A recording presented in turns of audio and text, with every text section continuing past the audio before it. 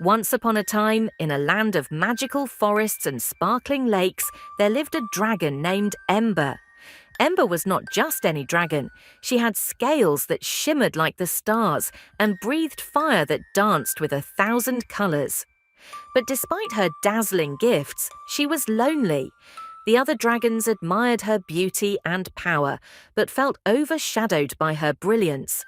They whispered and worried that they could never match her greatness.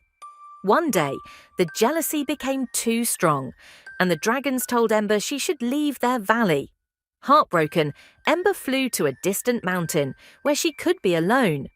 From her new home, she watched the world below, wishing she could find a place where she belonged. One day, a fierce storm hit the land.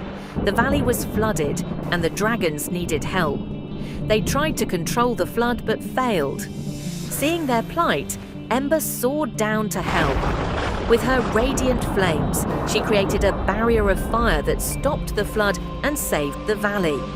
The dragons realized that it wasn't Ember's greatness that had driven them away, but their own insecurities. They welcomed Ember back with open arms, not just for her powers, but for her kindness and courage. From that day on, Ember was no longer lonely.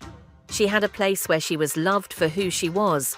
And she learned that sometimes the most amazing things can be found in the heart, not just in shining scales.